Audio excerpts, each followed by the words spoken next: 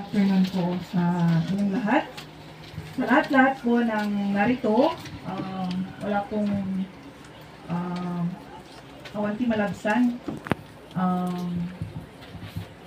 Good afternoon. Nung nagsalita yung anak ko, parang nawala na lahat yung hinahanda ko na sasabihin ko. So, I didn't expect that she will, she prepared something. I didn't know she prepared that. And I did not even check.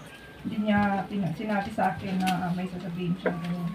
I just taught her to say thank you to everyone.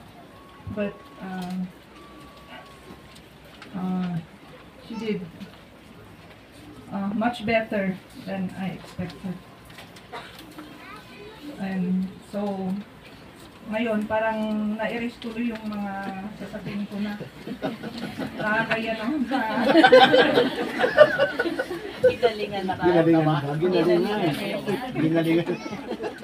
Pero bago ang lahat, I want to say, praise God.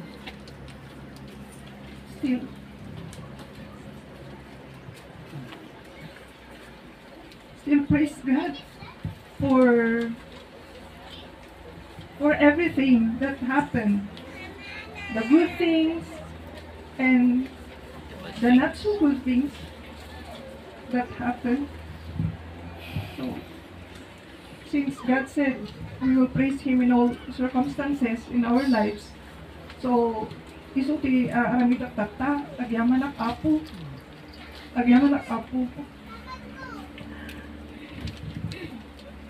Kada kayo amin nga ada ditoy, ako mga ekspektaran na ay ayatan niyo ni lakay ko, ni Joel, hanlaang nagapu iti churches, dagiti imay, kundi nagapu iti naduma-duma mga lugar, municipality, even dagiti nakangag, accidentally man na nandito sila, but they were here to comfort us. Thank you so much to each and every one of you na narito, yung mga wala dito that's been praying with us ever since they heard about Pastor Joel's sickness and nung nandun siya sa ospital. Agyaman kami kada kayo aming makikakararakin nyami nang iti support, financial support, dagiti presence da, hingga natatta, dagiti presensya yung kakabsat iti agit iti pigsa kada kami. Amin kami pamilya. Siguro ti bagak kata, I will tell you some of those memories that I can remember. Just recently, nagiti nag-flashback kinyak idi nangyari dito yan. Nag-flashback yung mga recent days na nangyari. Ang dami niyang preparation pala na ginawa before leaving us. Hindi ko na anuhin according to but recently, nagbakasyon sila Lani from Thailand. I didn't know na nagpabili siya ng computer, laptop. Since my job is online teaching, one time, kasi alam niya kasi na kapag naglalag yung computer ko, I cannot use, napipenalty ako pag hindi ako naka-teach, parang ganun. So, maybe he knows that I needed a new one for my job, for our living. So he did that. He gave me a new one and he said, "Oh, wala ka nang masasabi diyan." I was surprised. Sabi ko pa, "Oh, bayad na ba yan or utang?" And he said, Alani said, "Bayad na yan, te." Recently, kami, linis-linis sa bahay kasi ang dami kong nakatago kasi ng mga ukay doon. So, I'm not letting them go kasi if I have time, nag-online selling ako. Tapos siya din, while I'm cleaning the stock room, naglilinis din siya sa room niya. He cleaned up. Hindi niya ginagawa yun. Inayos niya, mga closet niya, tinupi niya mga damit niya. Yung mga matagal na nakahanger na mga damit niya, nilabhan niya lahat. Hindi lang one Saturday na ginawa niya lang. Hindi lang isang araw na naglabas siya. Maraming araw na naglabas siya. I think mga 4 days. Pero hindi yun sunod-sunod. Ininot-inot na nga inlablaba. So, dagijay ko, nagado yung basura na, padawat na dagijay basura kararan si Rags. And tinupi niya mga damit niya, ang dami-dami niyang damit na hindi niya naman ginagamit. So, inayos-ayos na yung room niya. Mga closet niya doon, lahat-lahat na. One time, that was 3 Saturdays ago, I think. Naglaba ako. Hindi ko alam, nasira pala yung spinner. Mag-i-spin na ako kasi twin tab yung washing namin. Ala nga ganda-gana. And then, ay bak isunan, wala yan na. Pero amo ka de Jerwar. When I went out, nakita, ay sabi ko, apa yung nasira di spinner? And then, ada kayang padwa na mga technician and they were repairing one big spinner na binili niya sa junk. Ang ganda ng spinner namin ngayon, malaki. We prepared it, select the best one for us. Kaya hindi ako mahirapan maglaba. Thank you, love, ha? We prepared a lot. Marami pa. Sa graduation ni J-Lo, we used to, since laging with honors, glory to God, ang aming mga anak. Lagi kaming tig-isa. Siya si J-Lo, magbibigay ng award si J-Lo. Ako si Jenda. So, lagi namin ginagawa yun. Kasi tag-isang parent ang mag-ano sa mga anak.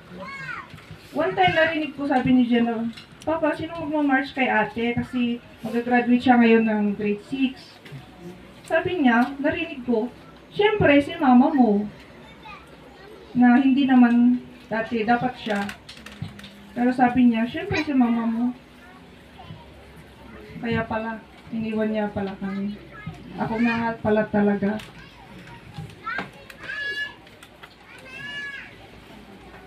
Dito pa. Lagi kong, dati nadawat kong plywood sa, nagko-construction sa bahay.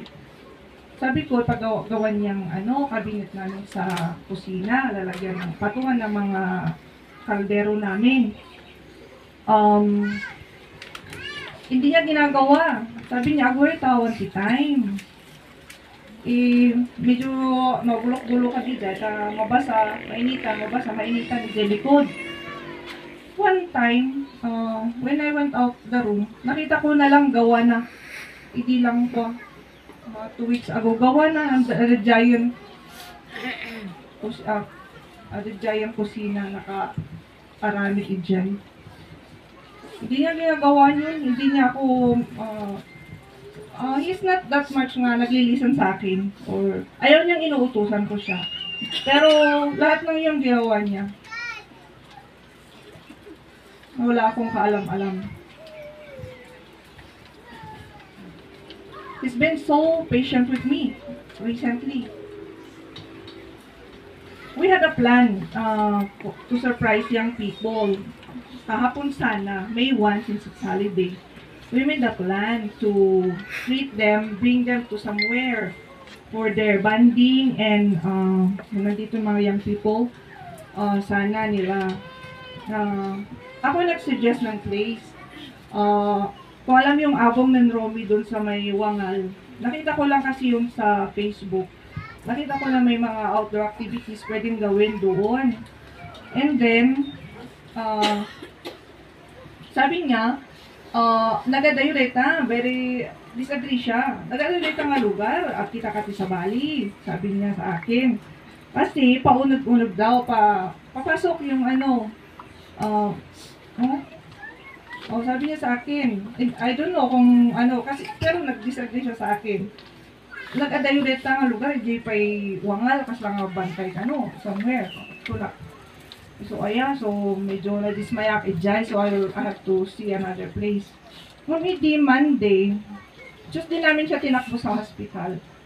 Monday, after ng treatment niya, may pa dito, tapos nagawid. Naglalaba ako. Suddenly, he said, may kangarod ang motoran ta DJ Park nga ibagbagam. Sabi niya sa akin. Hindi siya ganun. Hindi niya ako niyayaya ng date or whatever. Kailangan pilitin namin siyang lumabas kung lalabas ka. But that time, he asked me. And hindi ko naman, expectaran nga that will be the last time. Sana na-date siguro niya ako. Because the next day will be our 14th wedding anniversary. April 23. Siguro alam niya na hindi na siya makalabas kinabukasan. So he wants to bring me out that day. Pero since naglalaba ako, and then I have to prepare for evening classes. Hindi ko siya pinansin. Hindi ko siya pinansin. And I'm so regretful. Marami pa. I just cannot remember na kasi it's so many. Nag-aduti ko. Nag-flashback tinyak talaga. Nga, I thought, iniisip ko ngayon na nire-ready niya na pala kami.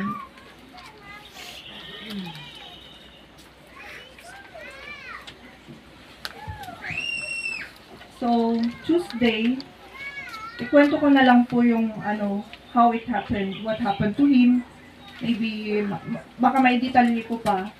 So, Tuesday, usually kasi, hinahatid niya ang mga bata sa school. Kahit malapit, they can walk, pero minumotor niya sila. Dalawa sila.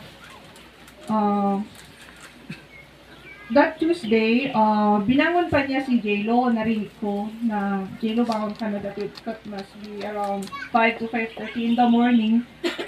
Narinig ko, J-Lo bangon ka na, magluto ka ng rice, kasi si J-Lo nagluluto ng rice. So, J-Lo woke up and then I followed around 6. Nakita ko nakaupo siya sa living room, ganun naman lagi, nanonood siya ng morning news. And nakita ko, sabi niya kay Jenda na nakagising na rin, kunin mo tong bowl ko.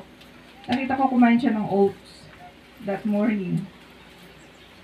So, I prepared baon, nagluto ako ng babaonin ng mga bata, and then I prepared their things, and hanggang naka-ready na sila, lalabas na sila. Sabi ni, pinuntahan ni J-Lo, while I was cooking, lumabas siya, pumunta ng toilet. And then went back to his room. So, hindi ko na pinansin kasi that's very usual naman, that's our, in the morning. I'm very busy and he's just there. Pinuntahan ni J-Lo, Papa, let's go na, hatid mo na kami. Pumasok si J-Lo and then lumabas ng room. Sabi niya kay ading niya, lakad na daw tayo. What did you say? Lakad na tayo. Yeah. And Jenda said, she doesn't like to walk kasi mabigat yung bag niya. Mama, sabi niya, you would be the one to tell Papa. Can you talk to Papa?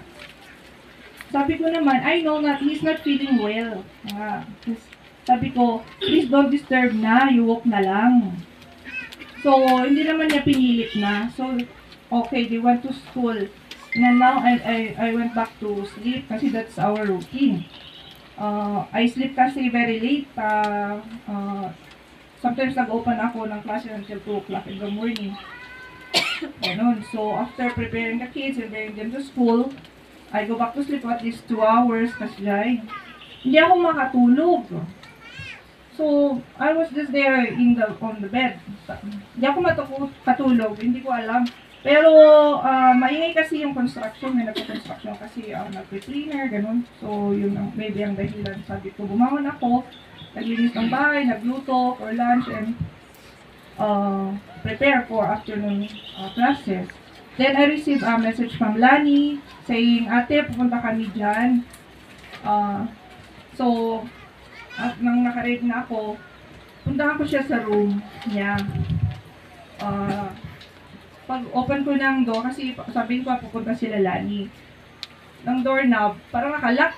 So, ilang beses kong pinihit, tsak, ganun yung doorknob namin kasi. Nabuksan. And then, pagpasok ko, I found him on the floor. Nakahiga. Parang nagising siya sa ingay ko yata sa doorknob. So, nagising siya, and he said, "Intulod mo na gajaubing." Sabi niya sa akin.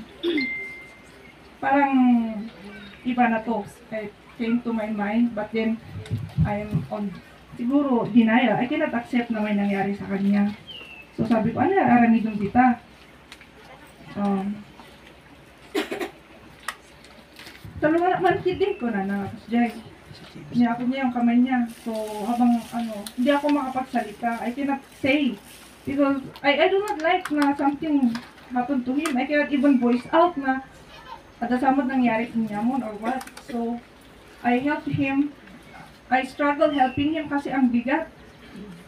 So, apin ngayon ko na kasi ikutin mo na ito ko But, I noticed talaga iba yung face niya, medyo nangiwi na, and then yung pagsalita niya iba, medyo bulging yung mata niya. And then, medyo sweaty siya. Sabi ko, I still do not want to say nga ada nangyari sa amat niya or what. So I just say, pinipilit ko siyang magsalita ng straight. Apel niya. Sabi niya, tulungan na man kiti. Sabi niya ganon. Ika naman gamin dito ima. Ganon. Hanggang sa, nagaganon lang kami. Nagsasalita siya na parang wala lang yung nangyari. Pero napapansin ko talaga yung voice niya. Pero sabi ko baka naman kasi baka kagigising niya lang. Kaya ganun yung boses niya. Pero nung talaga napansin ko talaga he cannot move his left leg and then right arm. So nakaganon lang and then ganun. So sabi niya, ikastoy nakmanduwa kami niya imam. He is very relaxed. Very na talagang parang hapo lang, na pagod lang. Ito kagamin likod ko. So sabi niya, iganon ko daw siya. Dalawang kamay mo kasi, sabi niya. Doon na imong gamin. And so, napunta ako sa likod niya, ginanon. Motivational kiss agamin, sabi niya. Tapos kinis ako dito. Habang ginaganon ko siya, motivational kiss agamin. Sabi niya, ganon, kinis ako ganyan. So, sabi ko, niluloko yata talaga ako nito. Parang naglalambing lang. Pero, at the back of my mind, something is wrong. Api nga nagsakas din, nagdagsan. But I'm still hoping ayaw kong isipin na ganun. So I help him on the bed. Nakasampa kami sa bed using his right arm and right leg. Pagsampa niya ng bed na ganun, inala na yung cellphone na nga the bed. Scroll matan. So parang okay lang, walang nangyari, diba? Parang it's good.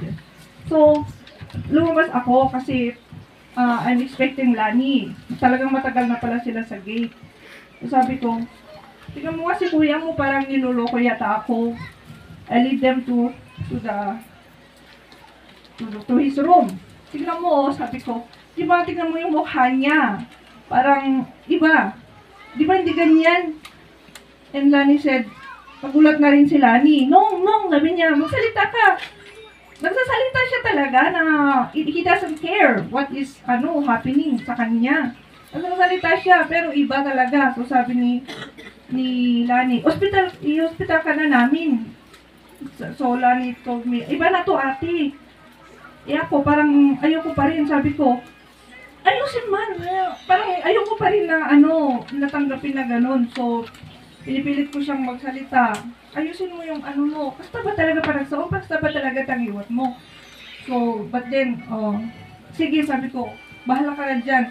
Tanong ako ni Lani, number of hospital, whatever. Hindi ko alam. Sabi ko, so, lumabas siya. Hindi ko alam kung paano niya na-contact ang ambulance, but I guess through auntie. Habang namin si Mike, kasi gusto niya mag-CR. Tulungan na kang hindi pa nag-CR. Siya magsalita. Panak-CR. Gusto mag-CR. Sabi niya, ipag ng garot ka sa atam. I am pinipilit ko siyang ipagmanilisakan na. Pero, kaya. So, dalawa na kami ni Mike. Nailabas namin siya sa room, pero hirap na hirap. Sabi ko, kung mag-CR kasi kinagaro di pagnam. I'm hoping na tawag doon yung namanhid lang. Kaya niyang after we let him stand. Hirap kami ni Mike, isalampak namin siya sa sofa. Ipilit niya pa lang mag-CR. Sabi ko, I'll bring the arinola. Dala ako ng timba kasi wala kaming arinola. Timba, dito ka na lang, ay plastic. Madina, apa nak-CR ko na. Pero nakita ija yun, agkukuhan iso na. Gusto nga ko agpaiso sa rito yun. Agkata yun. Agpaiso sa rito yun. Nakakastalatan iso na. Ako kunak, nalalap. Iso din na ikaw akong astro kasamot. Niyaw ko na nakakasday. Tulungan ka naman kasi CR ako. Ganun lang, ulit-ulit na. Until, very quick. Pagyaman, anak iti apo ta, na kuha na agos di ambulance. Very quick lang, parang seconds lang, few minutes. At di ambulance. So, they checked on him, and inala na isudan. All the time, nakakuakpay lang, nakatulala-akpay lang. Naalala ko na lang, sabi ko kay Lani, sige, susunod na lang ako. Kasi I'm thinking of the kids, I have to wait for them. So, Mike and Lani brought him to, sumama sa ambulance. And then, pagdating ng mga bata, sumunod ako. Nandun sa hospital, okay naman, parang, agdawat pa'y timakan, tanabisin. Siyempre, hindi siya nag-lunch that day. So, pinakam ko pa ng 2 slice ng pears sa emergency room. Pero, ija ka makasangit ta, hanay nga, makita nga nga mga nga gusto. Sa bali, di pagkwati mouth na. So, I thought, talagang talagang stroke na yata ito. But the emergency doctors will not confirm yet. He has signs, but we will not say, hindi pa. Signs of stroke lang, hindi pa nila dinideclare. So, although natapos na yung ECG and scan niya, they have to, you have to sign para sa intercranial cranial scan again para makita kung ano ba talaga yung cause. Yun nila, so na-scan ulit. So, yun na confirm nila. According to them,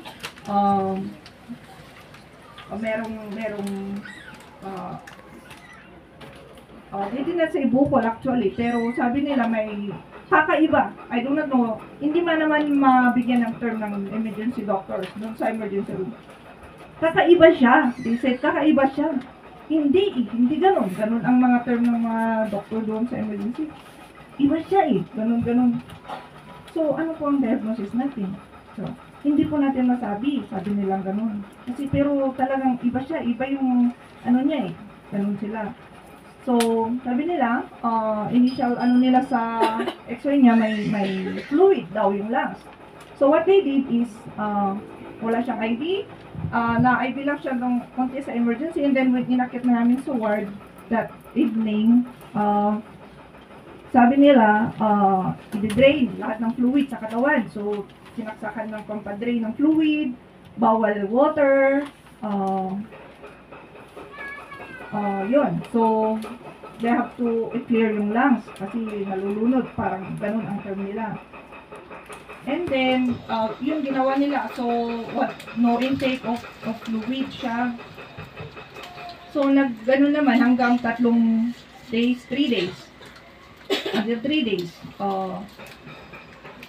Doon ako naawa sa kanya. Na ngayon, I'm so much regretting that I did not even...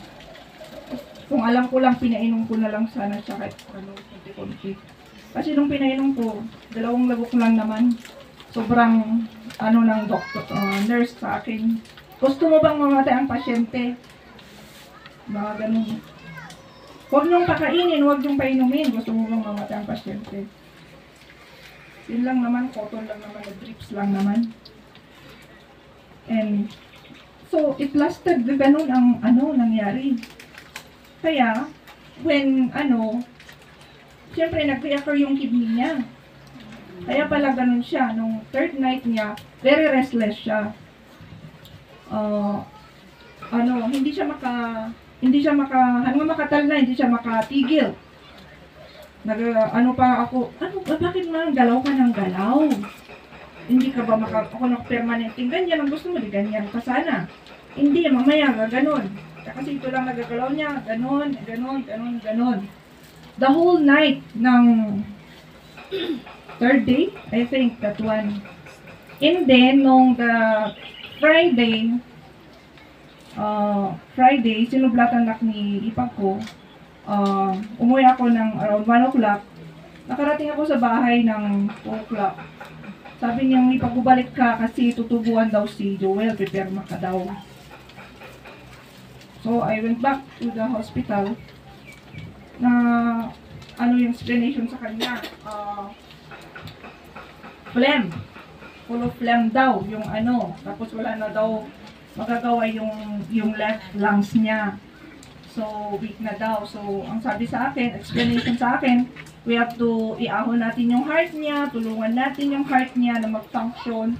So, kailangan niya ng tutubuan. So, for me, if that is the best way, I go for it.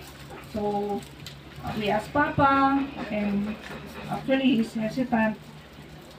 But a lot of us convinced na kung yung nakakabuti para sa kanya, kasi nga hindi na kaya ng heart niya because of this heart disease. So, that Friday evening, yun na nga. And I watched how they paano ginawa sa kanya. And awang-awa ako sa kanya kasi yung tawag doon, yung bakal na pinasok sa kanya, tinanggal ulit kasi short daw.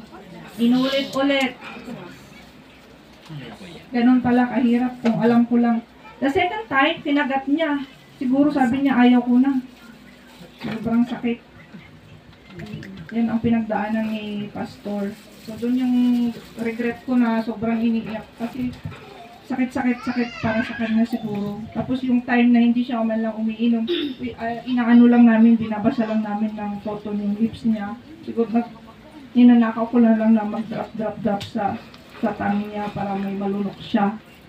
Nag-aas siya ng kape, nag-aas siya ng kekero, nag-aas siya ng ibang drinks, milk tea, and Gatorade.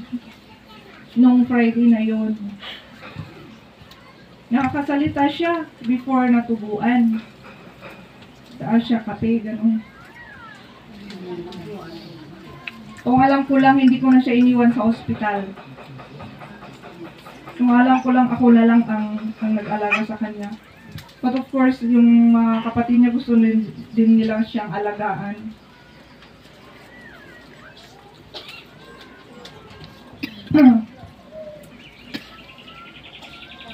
Gusto niya akong kayakap ng yung last night na binantayan ko siya sa hindi pa siya natubuan. Sabi niya, so, niyakap ko siyang ganun. Tapos habang hinihilot ko yung likod niya, ganun kami, nakaganon ako sa kanya. Pero nakakapagod yun, at saka naiya ako sa hospital kasi baka sabihin nila, stroke patient yung ka dyan. So, bitaw-bitawan ko siya. Amok lang kuma. Saan ko na lang yung bati. Inilok ko na lang kumain. Marialda!